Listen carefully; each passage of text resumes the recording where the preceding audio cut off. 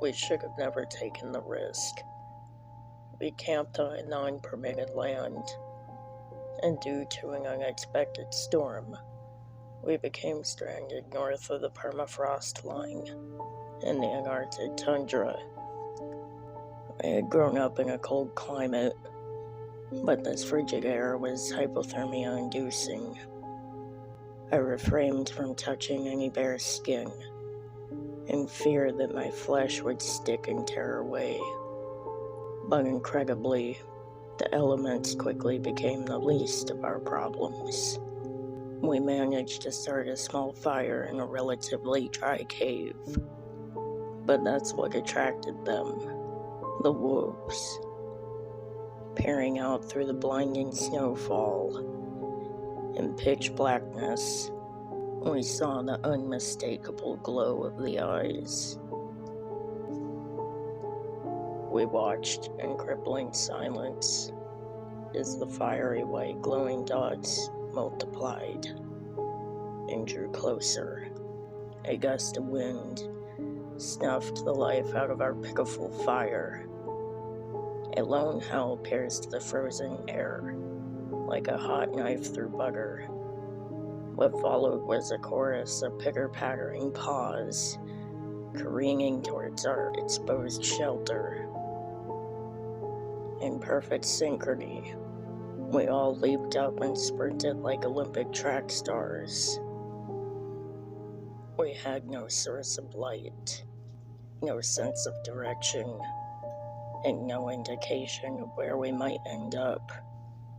But anywhere away from those ferocious pack hunters would be blissful. As the chase ensued, they began to funnel and separate us as if we were common elk. Suddenly I heard the blood-curdling screaming and the faint echo of snapped bones, and then again and again. Through the shimmer of moonlight, we were able to see an impending drop ahead. We didn't know how deep, and we didn't know where it led. The only thing we knew is that we were going to be in the stomach of the wolves if we stopped. Without hesitation, me and my remaining buddies jumped into the dark abyss below. After about a 10-foot drop, we landed relatively safely in what turned out to be a ravine.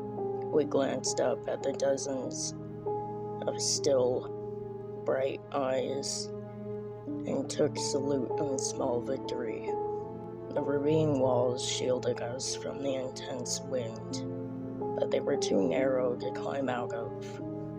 We needed to find an exit or we were helpless. A renewed sense of hope became infectious as we realized a stream was flowing within the walls. We eagerly followed the flowing water until we reached an opening.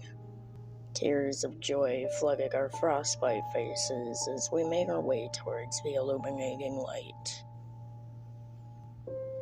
But our joy quickly turned to gut-wrenching anguish as we discovered that we had entered a dead-end gorge with a waterfall drop easily over 100 feet. We were completely trapped.